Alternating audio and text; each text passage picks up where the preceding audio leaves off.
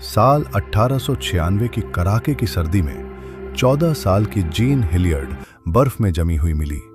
उसका शरीर बर्फ जैसा सख्त, त्वचा बिल्कुल सफेद और सांसें पूरी तरह थमी हुई। डॉक्टर ने उसे तुरंत मृत घोषित कर दिया। गांव रोने लगा और उसके अंतिम संस्कार की तैयारी शुरू हो गई।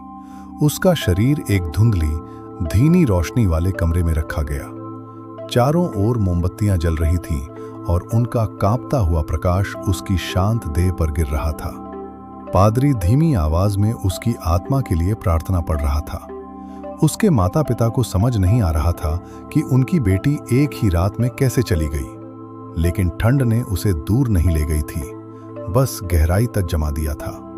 जैसे जैसे मोमबत्तियां धीमी होने लगीं और कमरे में सन्नाटा फैल गया, अचानक एक हल्की कड़क की आवाज आई, जैसे बर्फ टूट रही हो।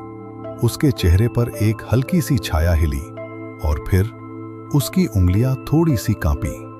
कमरे में दहशत की सांसें दौड़ गईं। तब उसकी आंखें धीरे धीरे खुली, धुंधली लेकिन जिंदा।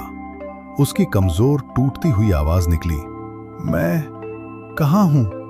पादरी का प्रार्थना पुस्तक हाथ से गिर गया। उसकी मां घुटनों के बल बैठकर रो पड़ी और दुनिया ने एक ऐसा चमत्कार देखा जो बर्फ में छिपा हुआ था। जीन हिलियर्ड मृतकों से वापस नहीं लौटी थी। वो तो कभी गई ही नहीं थी। बस जिंदगी उसकी नसों में लौटने के लिए सही समय का इंतजार कर रही थी।